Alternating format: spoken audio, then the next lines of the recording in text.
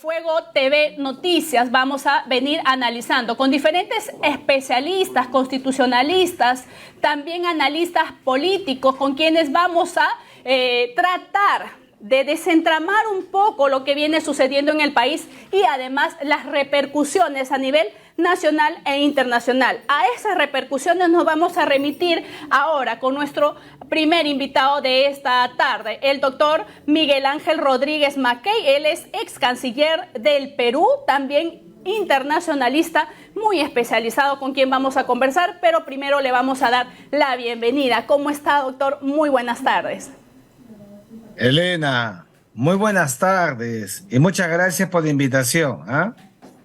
Gracias a usted por atenderla. En principio, doctor, ¿cuáles son las repercusiones que usted está viendo y que avisora de esta situación en la que se encuentra el país? Si bien es cierto, ya se restituyó el orden, el cauce democrático, pero hay consecuencias, ¿verdad? ¿Cuáles son y cuáles serían las posteriores consecuencias de la actualidad en nuestro país? La actualidad política, doctor. Bueno, fíjate, Elena, yo creo que hay dos tiempos el día de hoy. Uno, en la mañana, cuando todos vimos el comunicado en vivo del presidente, ahora expresidente Pedro Castillo, quebrando el orden constitucional. Cuando eso pasó, en verdad las alertas y las alarmas en el mundo comenzaron.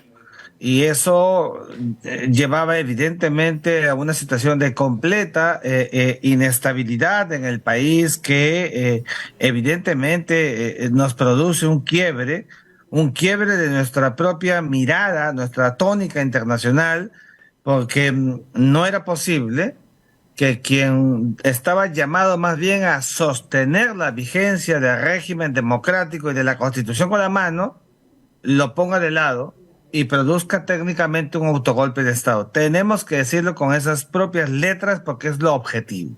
Pero el segundo momento ha venido ya con el acto de la sucesión conforme las reglas de la Constitución. No hay que inventar más cosas, no hay que salirnos de ella, y por eso la señora Dina Boluarte, vicepresidenta del Perú, asumió la presidencia, y ahí está, a mi juicio, la base para nuestra estabilidad inmediata que necesitamos. Elena, mañana el Perú tiene que amanecer con la tranquilidad que no ha tenido por más de año y medio. El Perú tendrá que empezar a mirar la agenda compartida hacia adelante. Y la nueva presidenta del Perú, la primera en la historia democrática, tendrá que hacer todo de su parte para que la imagen del Perú afuera en verdad recupere espacio, recupere aliento y miremos la verdadera agenda de la política exterior que no tenemos. Por falta de carácter, por ausencia de una visión internacional y por pegarnos, en verdad, Elena, a lo que debe ser un verdadero nivel con madurez de un país responsable que forma parte de una comunidad internacional que no desea, no busca, no quiere que sus demás Estados miembros estén en actos empíricos como los que hemos tenido en las últimas horas en el Perú. Doctor, en tanto a la situación exterior de nuestro país, ¿verdad?, y sabiendo que es parte justamente de la Organización de Estados Americanos, habiendo tenido a una comisión especial llamada por el presidente Pedro Castillo para evaluar esta situación en la que nos encontrábamos, ¿verdad? Una crisis política, una polarización. ¿Cómo queda, digamos, el pronunciamiento, el que debió dar la OEA, porque habíamos tenido un pre-pronunciamiento, ¿verdad?, de esta comisión? Entonces, ¿cómo queda ello, doctor? ¿Cómo queda la OEA ante el mundo y el papel que realizó en nuestro país? Mira, la OEA de Almagro se queda sin piso y sin peso. Esto es muy importante. El tremendo papelón que ha generado el actual secretario general de la OEA, que lo hemos visto con una camiseta puesta, desnaturalizando el objeto central de la OEA por su imparcialidad.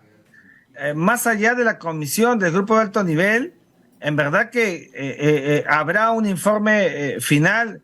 Vayamos a ver qué dice ese informe final. Lo que tiene que hacer más bien es colegir que lo que estaba tramándose no era un golpe de Estado de la oposición, sino un golpe de Estado gubernamental. Y eso tenemos que ser concretos, claros y contundentes.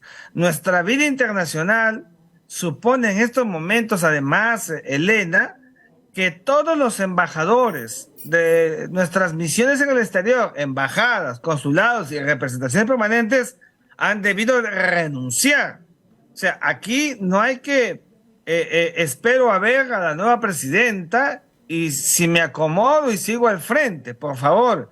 Ha caído un gobierno que se puso en acto marginal, ¿no es verdad? Y que con la nueva presidenta tendrá que haber una reingeniería de la política exterior peruana y todos los que han tenido cargo político en nuestras misiones en el exterior no solamente deben haber renunciado, sino que apartarse para producir una consecuencia distinta, para oxigenar a nuestra política exterior. Repito, reitero, que no hemos visto hasta ahora esta agenda internacional completamente ausente del Perú en el sistema panamericano, en el marco de la OEA, en el sistema internacional. Doctor, para insistir un poquito con este pronunciamiento, con este informe final que está pendiente, ¿verdad?, de la OEA, pero ¿es pertinente? ¿En qué sentido se tendría que pronunciar? Porque ya, digamos, a pedido del presidente o del expresidente Castillo, había venido esta comisión al Perú a evaluar in situ la situación que venía pasando. Pero, o sea, ya se sucedió este intento de quebrantamiento del orden constitucional, este autogolpe por parte del expresidente Castillo. ¿Qué tendría que decir ese informe? O sea, ¿es pertinente? ¿Ya la OEA está obligada a pronunciarse o ya no? No, lo que tiene que hacer el grupo de alto nivel es desligarse del secretario general de la OEA. No sé cómo lo harán, pero tienen que buscar ese objetivo y en verdad que divorciarse del objeto central que había sido una carta que mandó el presidente Castillo con su canciller Landa y que más bien pedían que lleguen al Perú para activar una carta democrática porque se venía un golpe de Estado por parte de la oposición. Tiene que desligarse de todo ello y más bien confirmar que lo que habían dicho los receptores y los interlocutores aquí en Lima era absolutamente cierto, que se estaba trabajando y se estaba tejiendo toda una mirada distinta que nos ponía en una situación de marginalidad donde el riesgo de la gobernabilidad no era de la oposición, sino más bien de las propias entrañas gubernamentales, como lo que acaba de pasar. Mira, lo que ha pasado esta mañana, en verdad que le ha hecho mucho daño a nuestra imagen internacional y a nuestra vida internacional. Eso tiene que recoger esta comisión, este grupo de alto nivel, y eso tiene que estar en el informe final. Tienen que terminar su trabajo, y su trabajo tiene que ser muy objetivo con lo que acaba de pasar. Nadie puede decir, pues, que lo que ha habido en las últimas horas y la asunción de la señora Dina Boluarte es marginal a la Constitución. Al contrario, se ha pegado a la Constitución. Aquellos que sostenían, acuérdate temprano, que se vayan todos, que se vaya la señora Boluarte, etcétera. Por favor, si no, vamos a terminar en una republiqueta. Tenemos que pegarnos a las reglas de la Constitución política. Y eso tiene que ser recogido, evidentemente, por este grupo de la OEA. Bien, doctor, en ese sentido, y como se han venido, digamos, desarrollando los hechos en los últimos años y esta intervención por parte de la OEA, no tan directa, pero sí ha tenido acercamientos con el Perú, ha querido tener, digamos, protagonismo y ahora último, mucho más, ¿no? Y cuando tiene al frente al señor Almagro, mucho más. en ese sentido, ¿conviene divorciarse tal vez de este organismo o buscar de repente un acercamiento para generar de repente una estabilidad externa para el Perú hacia el mundo? ¿Qué es lo que conviene en estos momentos, doctor? Fíjate, es una muy buena pregunta la que formulas, porque de la OEA no deberíamos salir nunca, hay que fortalecerla, pero sin el señor Almagro, y hay que fortalecerla sin los embajadores peruanos, amigos de Almagro, que han hecho lo que han querido como operadores políticos en el continente en relación a los intereses del Perú. En las últimas horas entiendo que han estado renunciando. Claro, renuncian ya cuando todo está, cuando el árbol está caído, empiezan a renunciar. Pero por favor, ahí no hay convicciones, ahí no hay nada, ahí lo que ha habido son intereses, y cuando han visto que todo ya está en el suelo, entonces dicen mejor me voy.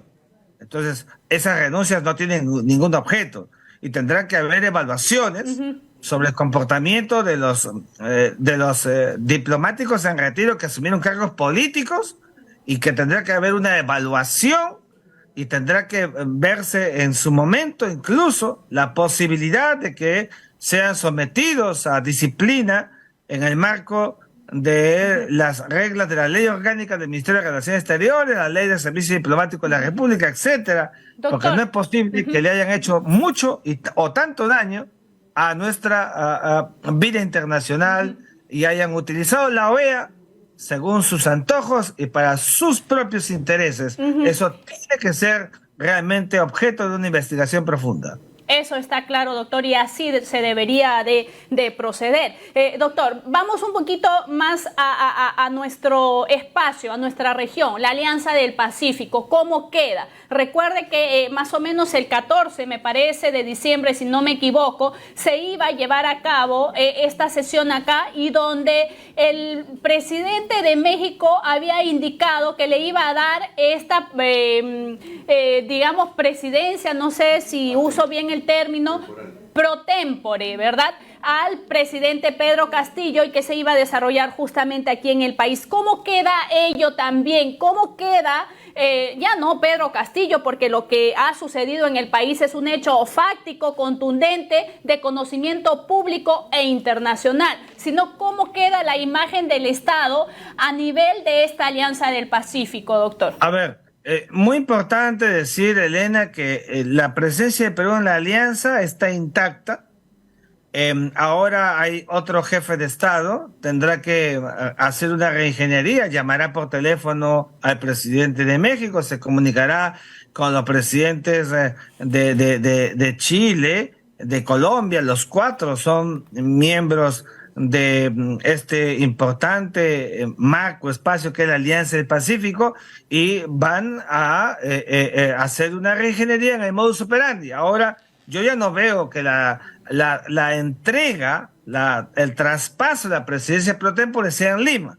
Tiene que ser como corresponde. En México, la presidenta Dina Boluarte va a viajar, es lo que yo asumo, intuyo, que será seguramente uno de sus primeros actos internacionales.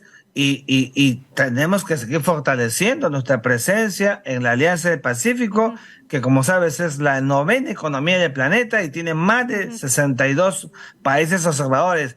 Esa dinámica de economías de estados en el marco de la alianza está intacta. Doctor, cambian fichas personales, pero todo continúa, porque así debe ser la política internacional, Elena. Bien, doctor, para terminar, doctor, ¿cómo quedan estos pedidos de asilo político que se ha venido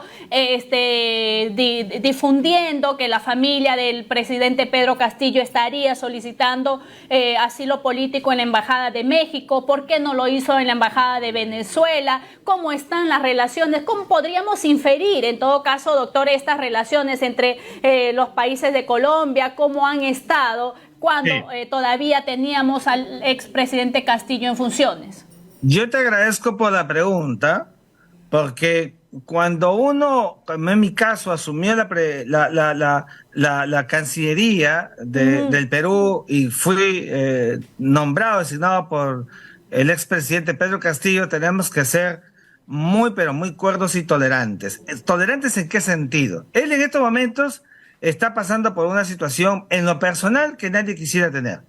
Entonces, el caso de Pedro Castillo lo tiene que ver la justicia. Ya no hay formato alguno para él en relación a un asilo porque él ya fue detenido.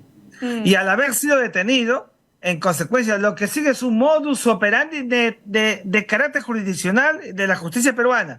Él no llegó a ingresar en ninguna embajada. Entiendo que iba a ir a México, a la embajada de México o a la embajada de Bolivia, según escuché de ustedes mismos los medios de prensa. No se consumó, se frustró el ingreso a las misiones diplomáticas, con lo cual lo hubiera alcanzado la Convención sobre Derecho de Asilo de Caracas, pero eso no ha pasado. Entonces, Doctor, deberíamos olvidarnos, disculpe. Elena, deberíamos olvidarnos del presupuesto de un asilo político para el expresidente Pedro Castillo, porque él fue detenido, entiendo que así está detenido, y lo que sigue es puro derecho nacional, puro derecho interno, donde tendrá que responder a la justicia por las imputaciones que hay, que pesan sobre él y que hemos conocido recién en las últimas horas, casi con esas certezas que van produciendo lo que era inminente en las últimas horas, la vacancia que el Congreso tenía listado y que concretó con los 101 votos a favor. Doctor, para entender un poquito más esta figura, o sea, ya no le compete al presidente Pedro Castillo porque ya está detenido, ahora es el derecho interno, ¿verdad?, que de acuerdo a los procedimientos competentes y las autoridades competentes, dada la investidura que él tenía, tienen que actuar y seguir su cauce. Nos referimos también a la familia. ¿Cómo queda la familia? ¿La familia sí puede pedir este asilo? La familia es una cuerda distinta. La familia es una cuerda que no tiene relación directa o indirecta porque las imputaciones son de manera individual. Pero tenemos que comprender que el asilo se concede a quien logre ingresar en la misión diplomática. Mientras no haya ingresado en la misión diplomática, no hay posibilidad de asilo. O salvo que esté escondido y esté negociando, pero él ya fue detenido. Como ha sido detenido, no hay formato posible para que pueda conseguir el asilo. Lo que pueda pasar, como le pasó a Evo Morales, es que haya una suerte de negociación política, porque eso se hace, y se va exiliado a otro país, como se fue a México en su momento. Pero yo no veo ese escenario en el caso de Pedro Castillo, bajo las imputaciones que tiene, ni veo al gobierno de la presidenta Boluarte concretando algo parecido. Ella necesita fortalecerse, necesita crear todo un espacio en este arranque por los 3 años y medio que siguen hacia adelante, y tendrá que más bien contribuir a promover y a generar esa confianza que se requiere en el país, esa confianza que le dé equilibrio al manejo con la oposición. Recordemos que ella no tiene bancada y que en consecuencia tendrá que aprender a convivir en esta nueva experiencia gubernamental como jefa de Estado, la primera de la historia del Perú, manteniendo esos equilibrios. ¿Y cómo se hace? Seguir en verdad como corresponde, muy pegada, doctor, a la Constitución, a las leyes, etcétera. Aprovechando su presencia, una pregunta con una respuesta corta, doctor. Cuando usted ejercía por más o menos un mes como titular de Relaciones Exteriores, ¿en algún momento usted vio estas actitudes, digamos, golpistas del expresidente Pedro Castillo? ¿Cuál es, digamos, fue un poco el contexto de la relación que usted mantenía con él? Y por allí si tiene algunas, digamos, visos, características que usted haya visto en ese sentido. No. Yo no he visto nada, ni he percibido ni directa ni indirectamente en el expresidente Castillo alguna intención de querer cerrar el Congreso de la República, porque si lo hubiera percibido inmediatamente, me hubiera puesto en verdad al otro lado de la orilla. Yo soy un demócrata y ya recordarás tú que yo renuncié justamente por mis convicciones y mis principios en el derecho internacional con el tema de los saharauis, harto conocido por todos los peruanos. Pero tengo que ser muy objetivo. No vi ningún indicio en el presidente de querer cerrar el Congreso, de haber tenido una reunión con algunos ministros, nada.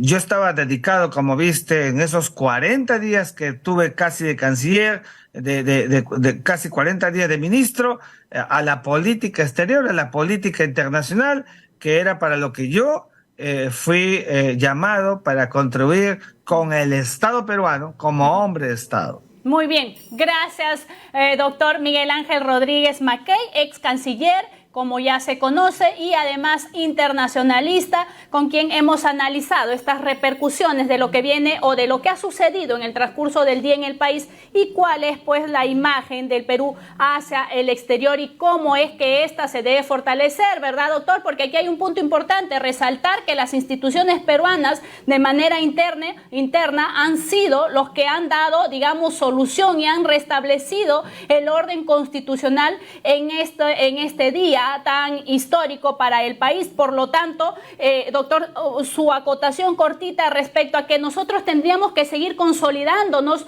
en organismos como la OCDE, por ejemplo, porque seguimos siendo pues un país viable, democrático, ¿no? Mira, yo creo que el Congreso de la República, que es tildado, ya sabemos, como muchos congresos del mundo, así que no deberíamos sorprendernos, ¿no es cierto?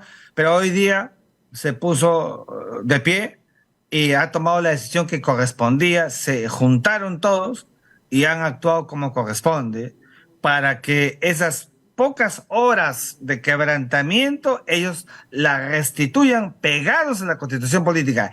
Ese escenario es el que tenemos que vender al mundo, permíteme la palabra, para que vean que tenemos una Constitución política y tenemos un régimen de sucesión sin inventar nada aleatorio ni concomitante, pegados a la Constitución política, nos guste o no nos guste, es lo único que nos va a dar democracia madura, seria, y los de afuera que quieran venir y creer en el Perú dirán, el Perú es un país que respeta sus márgenes, sus reglas internas, su Constitución política. Eso es lo que tenemos que valorar, y por eso creo que el Congreso hoy día ha actuado conforme la Constitución. Y permíteme también, las Fuerzas Armadas, que lo he venido diciendo, se han pegado una vez más a la Constitución política como corresponde. Ese comportamiento ejemplar de las Fuerzas Armadas, la civilidad tiene que mirarlo, apreciarlo y aplaudirlo, porque son los garantes reales de nuestra propia vigencia, nuestro destino democrático. Muy bien, muchas gracias, doctor. Seguramente vamos a continuar convocándolo para que nos analice lo que viene sucediendo en el país. Gracias.